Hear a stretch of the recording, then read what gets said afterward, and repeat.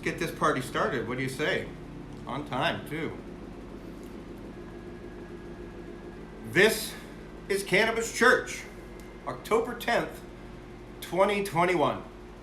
We're live on the MWE Network's Twitch channel and live on our Cannabis Church room on Clubhouse for our audio listeners, and appreciate the regular crowd shuffling in and seeing your guys' faces down there in the audience. Thank you for being here. And appreciate those that are catching this later on our YouTube channel and the official Cannabis Church podcast. Thank you for your support. These are my opinions and do not represent the views or opinions of anyone else but me. And I'm not selling any cannabis here or anywhere ever, although I do have shirts for sale, so go check out my church merch. And I'm not here to save your soul. That's your own damn job, okay?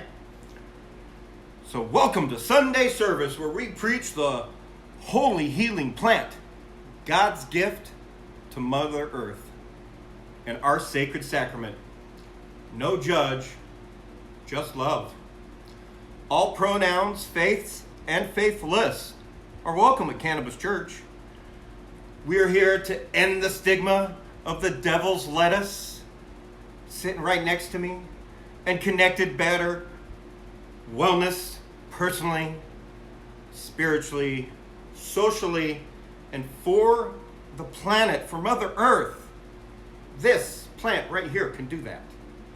Whether you need connection to humanity or the universe or the great creator of your choice, or if you just need some good vibes and to meditate with love and light, all are welcome with green grace in this safe space. I'm your pot pastor, Casey. You can partake in the smokable or edible sacrament of your choice at any time during Cannabis Church. Consume freely. That's why we're here. I'm not here to bless the holy plant, although I have mine, because the cannabis plant blesses our endocannabinoid system, which controls all of our other regulatory systems. So let me pray. Hello, universe. Thank you. I'm humbled to be here. I'm grateful to be here. Another day here with my congregation, my cannabis family, my cannabis community, at Cannabis Church. I want to send out a special prayer of love and light and healing and thank you and gratitude from me and the entire cannabis community, with love to our friend artist Michael Myers, who's not doing so well right now. Please send him all the healing he needs and all of our love as well, as we come together as a community wishing him well in our thoughts and our prayers, so that he can get through what he's currently battling. And please bless those not speaking up in the community that also need healing and help. Send it their way. Send them our way as the cannabis community, so that we can help each other, so that we can be together, so we can be cannabis family. Thank you. Amen. Thank you to our music director, Brother Darrell Johnson, for bringing that plant love spirit vibe in the room. You can't hear it unless you're checking out the YouTube or podcast. And thank you to my congregation out there. Your donations have kept me in my sacred sacrament, which is also my medicine, because I'm a medical cannabis patient, and helps me with my pain. So thank you. It allows me to be here while, I'm growing my own. And thank you for all that you guys have taught me here in Clubhouse when it comes to growing in the plant itself too, because I've learned so much from this community. I'm super, super grateful, because and there's other ways. Check out their link trade. There's other ways to support Cannabis Church. But you being here right now is the kind of support I never thought I'd have starting this 4 months ago. Expectations. I didn't really have expectations for Cannabis Church and where a congregation might come from and where I was going with it. But here I am. And expectations are the horror of all letdowns, right? Because we expect so much from ourselves or the person we're dating or our family or work coworkers or strangers. There's a great phrase out there that I both hate and love at the same time, is you cannot expect others to be like you. You can't expect others to treat you the way you treat others. And that's a part of expectations. They get our hopes high and we get let down just as low. So expectations can be horrible, but at the same time, we set our expectations, those are our goals, those are what feed us and drive us with our creativity and our work ethic and our family and in all the positive ways, just like most things, it's, balance, right? Balance in life, and you got to have balance with your expectations as well. Like if your expectations of Cannabis Church or me as a pastor are based on experiences at any other church or with any other type of ministry, then I got some shit news for you. This ain't those churches, and I ain't that kind of pastor. Now, if you need a shoulder to cry on or to vent about something or whatever, maybe an empathetic ear or a good talk, for sure, yes, I'm definitely that kind of pastor, yes. But if you don't expect this from me to tell the truth, if you don't expect the truth from me, no matter what, and no matter how much that shit hurts or pisses people off, or you're expecting me to watch my fucking language, which I assure you I always do, then you've come to the wrong place today and every day. Cannabis Church ain't for you, because vulgarity to me is rape. Women not being listened to and heard and too afraid to even go to the police station because we know what happens to them and they get turned into victim shaming and blames for their own rape. That's vulgar. Homelessness. Ooh. How do we even let that happen as a society? That's true vulgarity to me. Homeless veterans who had expectations that this country was going to take care of them. But nope, they can't smoke this innocent plant sitting next to me. Instead, we'd rather give them an opiate addiction, 20 pills, let them become alcoholics. Hey, if they're doing a little cocaine or heroin on the side, that's fine. We're not going to talk about it, but don't let them smoke a plant. They had expectations. We had expectations of them as military. Are we living up to our expectations as a country, the United States, huh? You already know the fucking answer to that.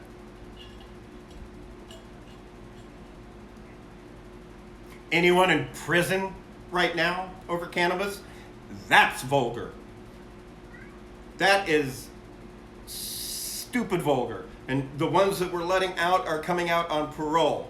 So we're still saying they're bad people, even though this plant's sitting next to me. Give me a break. And tomorrow is Indigenous People Day. I'm so glad. I like that name better because fuck Christopher Columbus. The people of this land and country had certain expectations that the government, the new United States government, and the white people were going to live by their word and what was actually written down on treaties. Those expectations were way too high. Look what we did. And we're too afraid to even put it in our history books. It's part of our history. Slavery is part of our history. We need to put it in the history books. It's part of our history so we can learn from our history. My expectations of the school system are a little too high when it comes to that, though, however. But that's the tricky thing about expectations, And they don't always have to be a letdown, And it's that little double-edged sword. Like me, personally, we know I like to get personal here at church. Women have had expectations when it comes to dating me. Much higher than what reality of me really is, usually. But that's how that works, You hope for the best. I like to see the best in everyone. Right now I'm making plans, hoping for the best of my situation to improve tomorrow.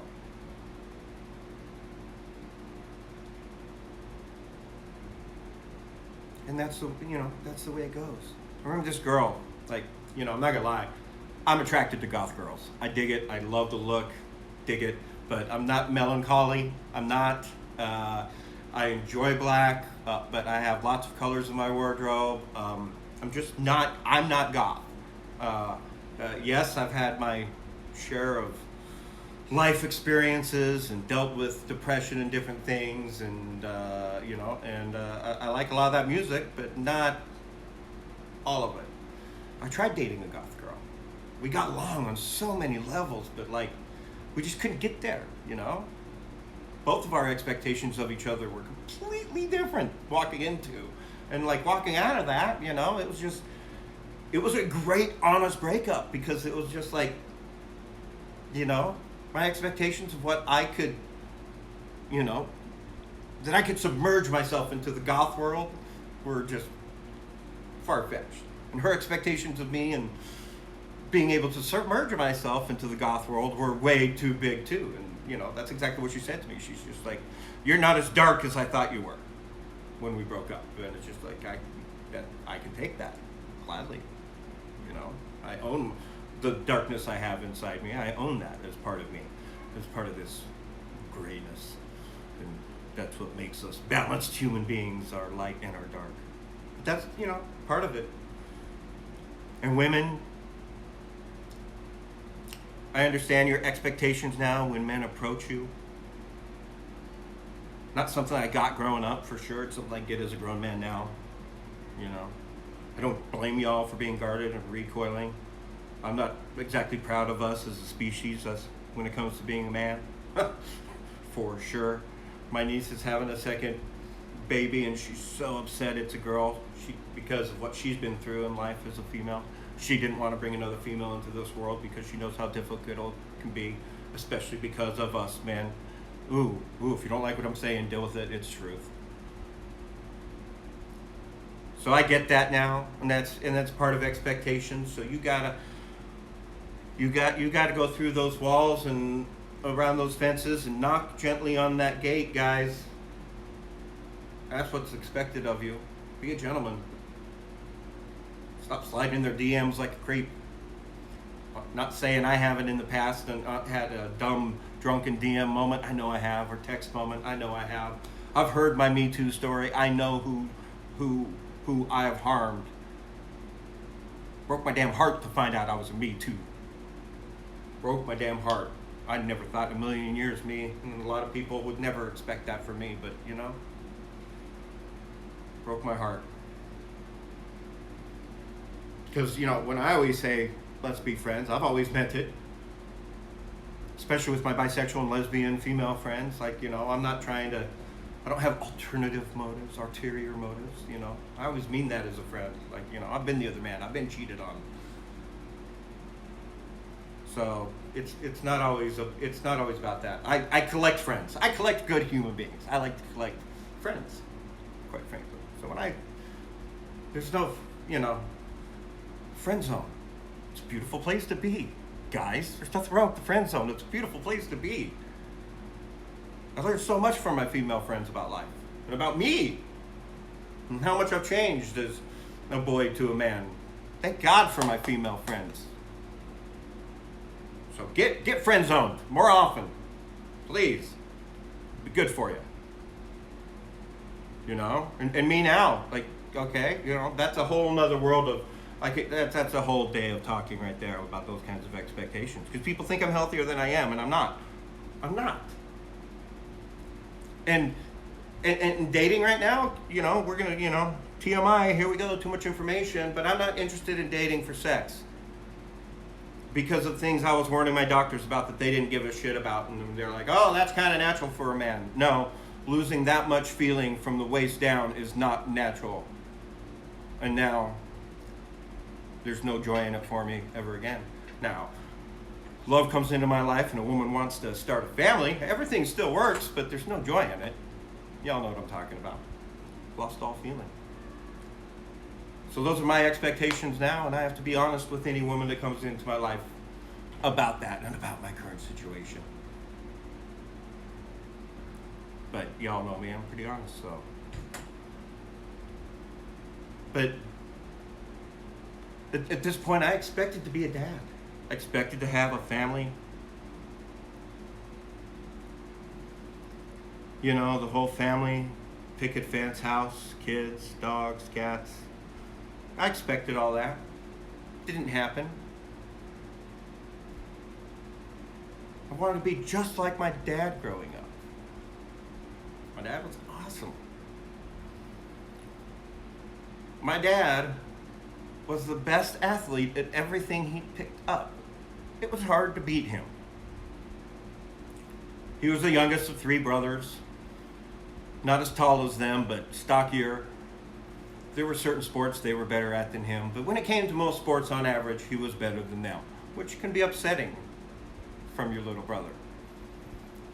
Lettered in high school in multiple sports, played multiple sports in college, actually got drafted into the Major League Baseball and turned it down. My dad could have been a professional baseball player and turned it down to go serve a Mormon mission instead because of his faith, because of his religion and his love for his faith and his religion. So you can imagine the kind of expectations for his only son, especially when it comes to athletics and sports. I lived under that shadow of expectations my entire life. So anytime I was just average at anything, it was a huge shock and letdown. If there was a sport I didn't really care about or want to play, holy cow, how is that even possible from Dave's son? But I was good at other things that God gifted me with from birth. And I wasn't gifted with a good set of knees. Been complaining about that since I was like 8. And everyone's just like, oh, they're growing pains. I'm done growing. Those same issues that have been going on since I was 7 are still there. But, you know, if I want to sit and play guitar and sing for my family at a family reunion instead of playing kickball, my knees won't allow me to play kickball. I am not my father's son in that way. I am definitely him in many, many other ways. But that wasn't expectations. That was more like weight. Weight on my shoulders, hanging around my neck. And as a spiritual and religious man, that was another set of expectations. Look, here I am, Cannabis Church, pastor of Cannabis Church. Can just go ahead and imagine what certain family members are saying. My dad would be ashamed and rolling over in his grave. I would be a different man today if my dad didn't die from cancer when I was 8. Can you imagine saying that to someone? I'm the man I was supposed to be no matter whether my dad died or stayed alive. I'm exactly who I was supposed to be. Right here. Pop Pastor Casey at Cannabis Church. That's who I'm supposed to be. And that's who I expect to stay. Over the last 10 years, I've been traveling around the country doing Comic-Cons and different live events as Down the Road show, and, you know, jumped from pursuing my music career right into video production and podcasting, and people were surprised by my 180 and, you know, told me, well, what's your podcast about? Entertainment. Well, you got to pick something. It can't be just about entertainment. You know, it can't be entertainment alone. You got to pick something. You're going to fail otherwise. Those are their expectations of me. I'm going to talk about all things entertainment. Here we are, celebrating our 10-year anniversary.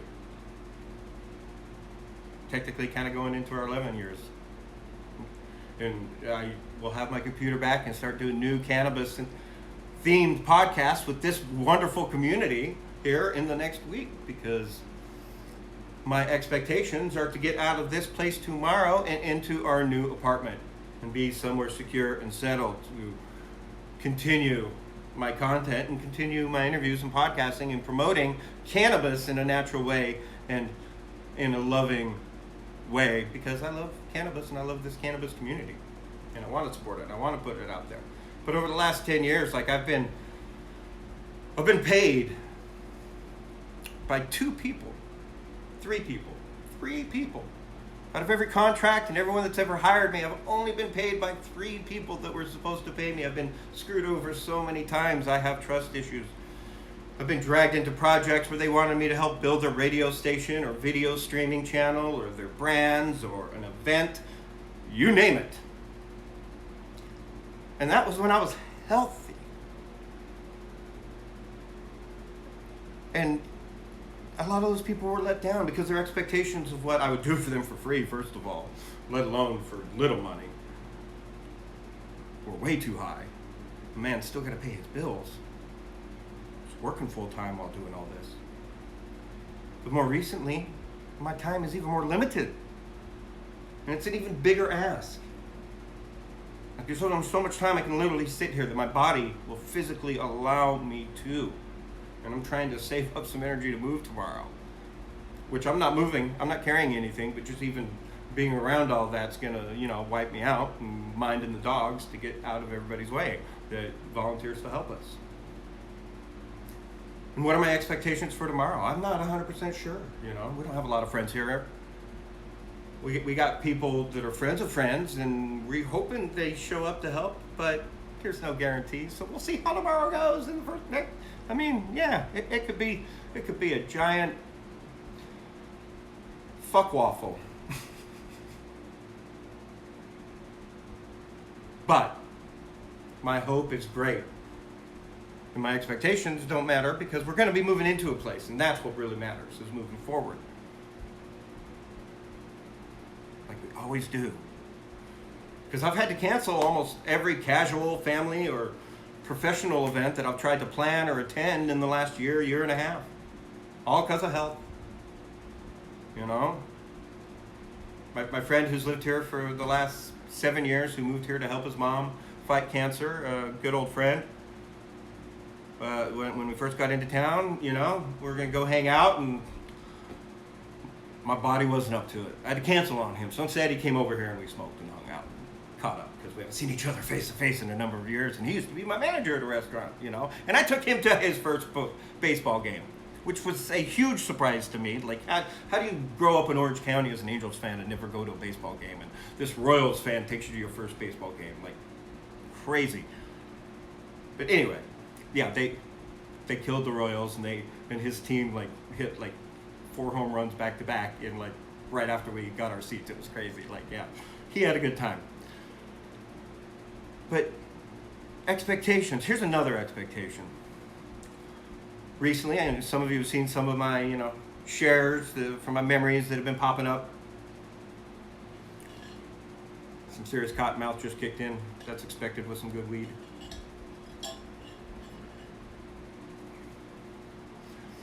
The promo for this Sunday's church was horror related and horror themed because we're in October. And about 9 years ago, I was out in Tempe, Arizona, helping my friend KB, rest his peace, he just passed away earlier this year, with his show, Rapture Horror Expo. Has a certain sound to it, right? Gave me lots of expectations. When you think the horror community, there's certain expectations. Definitely going to be a lot of goth there, and that's true. But I went, and I was put in charge of the celebrities. That I didn't expect. I had no idea what I was walking into. This is the first time I've ever done this either, okay? And so these celebrities are flying in to Phoenix Airport, expecting some sort of limo service, some sort of ride service, some sort of professional ride service. Nope, they got Casey. They got me. Before I was Pop Pastor Casey, they got, regular me. Think my hair was down to my ass at the time.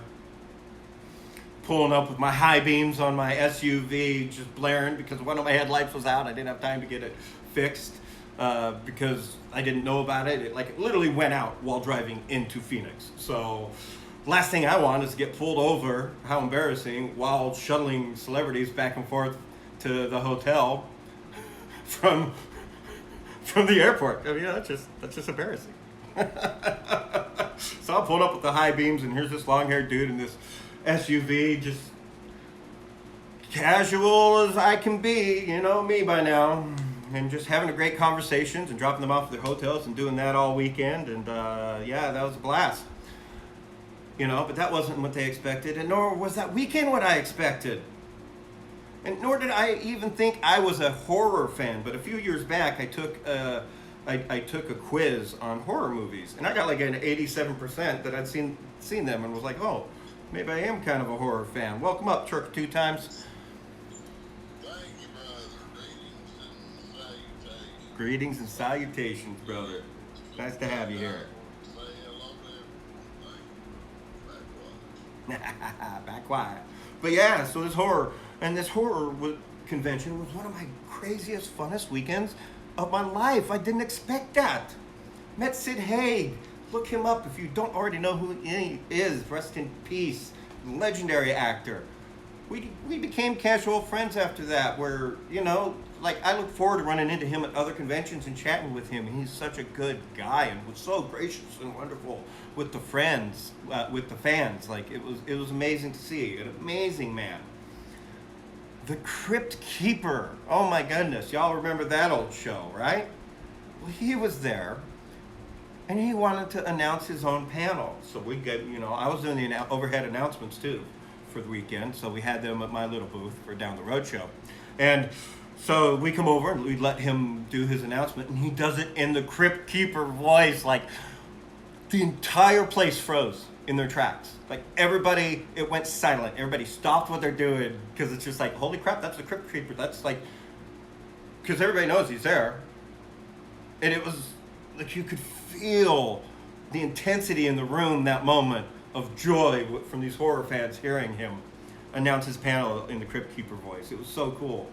And he had so much fun doing it that he asked to do the announcers as the Crypt Keeper for the rest of the weekend. So we moved the mic and announcement system over to his table. So he just did all the announcements all weekend. And every time, boom, you heard the mic come on, everybody just froze in their tracks and stopped their conversations to hear the Crypt Keeper.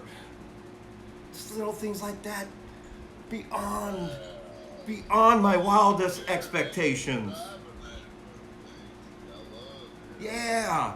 I couldn't walk into a Comic-Con weekend and expect anything like that. And I've never seen that at any convention I've been to around the country ever since. Like, it raised my expectations to the point where they've never been reached ever since. And I became friends with Robert Zadar, good old Bobby. If you've ever watched the Maniac Cop movies, there's a series of 3 or 4 of them from the 80s. You've also seen him in the Tango and Cash movie. Has the biggest jaw you've ever seen on screen and in Hollywood. Well, you know, after this weekend, we became great friends. We'd call on the phone weekly and talk, and he was going through some personal life issues that he called me for advice with a female and what was going on. Then he had a heart attack, and rest in peace. We were talking till, you know, up until the week he died. And I didn't expect a great friendship like that to develop from an actor and out of a horror Comic-Con. And the greatest story and greatest night of my life was being in charge of the celebrities and getting them out of the hotel to go have some fun, and packing my SUV with horror actresses and actors, including the grandpa from Texas Chainsaw Massacre, and we went to a corn maze with like 6 different haunted houses and had a blast. Until Aaron, one of my favorite friends on the planet now, made this zombie girl cry because she got in Aaron's face and thought she was being tough and scary, and she didn't know she was dealing with a professional horror actress who got even more aggressive and loud in her face, and then they called security. So I had to come and break things up and explain things and calm everybody down and be like, look, we know you're just doing your job. They don't get out much, let alone to haunted houses, so they're just having a good time. Can we please continue? We got one more house to go through. So we did that, and then went back and had the craziest party I've ever been to for after Comic-Con party in my life, you know, where now to this day, one of my best friends, Eric Ogre the Great, you know, he puked all over my bed. I had nowhere to sleep that night. He thought I was just gonna hate him, and no, we helped shower him off and clean up the bed and found him a place to sleep and made sure he was taken care of that night. because, you're not going to leave a brother behind. And it only solidified us as friends ever since that day. And so this week was our puke anniversary, basically, And I was laughing about it, and he literally sent me the photo we took of him right after that, and his face is covered with makeup because my friend, the Joker, was just attacking him and mauling him with kisses to get his Joker makeup all over him to mess with him because he was so drunk. It was just, a good time, and now we're still best of friends to this day. I came away from that weekend with a ton of lifetime friends and have at many conventions around the country.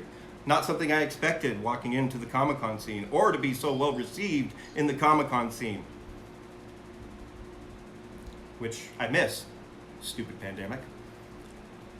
But cannabis expectations, right? Ooh, that's tricky, right? For those that have never tried cannabis and are against it and think it's like heroin or alcohol or cocaine or some hard drug, they're expecting some major reaction. It's not like that. It's mellow. It's friendly. It's a plant. Look at it right next to me. It's a plant. It's not going to harm you. It's not like those other things. So your expectations of it are way not appropriate. For first-time consumers of the cannabis plant, whether you're smoking it, especially edibles, we know with first-time consumers, they can have too much and have an adverse reaction and feel horrible. And for first-time smokers, a lot of times they're not going to feel anything because they don't know what to expect. They've never tried cannabis before. It's not like alcohol. It's not like other drugs. It's not like any kind of other high. In fact, in low doses and quality, it's more like a perfect euphoria and health wellness feeling that you've never felt before. Of course, you have nothing to compare it to. You've been endocannabinoid deficient your entire life thanks to 80-something years of cannabis prohibition. You don't know what feeling perfect wellness and health is. No one does. No one does. No one does. I'm almost done, brother trucker 2 times. I'll pull you back up and then we'll have the group chat. Let me just finish this sermon, brother. But no one knows what to expect. And that's why it's important to find someone who does use cannabis on a regular basis so you do know what to expect. And when you are using it as medicine, it's medicine, like any medicine. You got to take it daily, you got to take it weekly. It's continued medicine. It's not a one-time fix. And cannabis doesn't fix everything, but it might help with some of your pain management and some of your other ailments with management. It's not a one-time fix and a one plant fixes everything, but we don't even know everything that it can do because it's on a Schedule 1 drug. Biden, Kamala, time to fix that shit. You guys are in office, time to do something. You ran on that, right? And what are our expectations for lawmakers? Do we expect them to make decent laws moving forward, written in the right wording moving forward so that we can have home growth, so that medical patients can have caretakers grow it for them? So that we are taking care of it because it is just a plant meant for the people, given to us by the universe, a God gift to this planet. It can save the environment and clean up our climate crisis. Don't come here and argue with me about climate crisis. It exists. It can replace every industry we don't want right now that's ruining the planet, including recycling and all of that. So our expectations need to be high, but we need to understand that we need to be the ones driving those expectations and making them a reality, making them happen so that we don't have the horror of letdown because of expectations like is so often in our life. And don't get on yourselves when you have certain expectations about your own life and your own goals and what you want to achieve and where you want to go personally and business-wise and socially.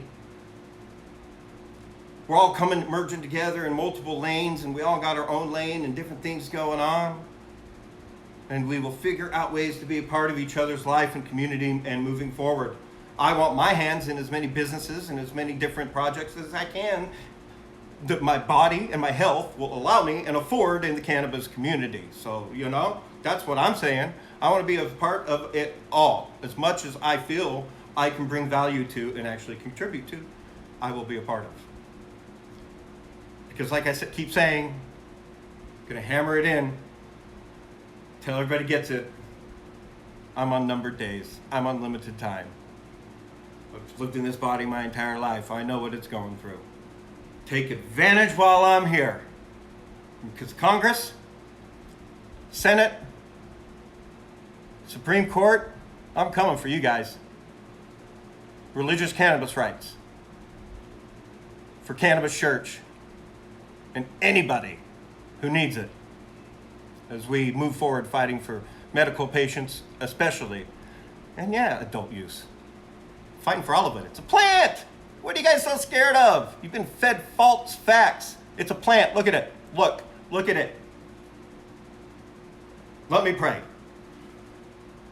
Hello, universe. Thank you for giving me the health to be here another day and push through the pain to do Cannabis Church. Please send out all of our love and grace and healing to all of our family out there that can't be here today, that needs it. We know there so many people are going through so many things, and a lot of them aren't talking about it. And I don't blame them. But we're here, we're listening. I'm here, I'm listening. Love you, cannabis community, cannabis family. Let's move forward with love and respect with the plant and change the world. Amen, amen, amen. And I'm going to bring y'all up and we're going to have a conversation. And thank you, whoever that is on my Twitch channel watching live. Thank you for anyone who caught the YouTube after the fact and the podcast. Thank you for following and subscribing. Go get some church merch or just send me a PayPal. Got a quick donation to keep me in some sacred sacrament while this baby's finishing growing. I can bring you back up two times because I really wanted to hear what you had to say, brother. All right, much love. And may your life be filled with rich cannabinoids and terpenes.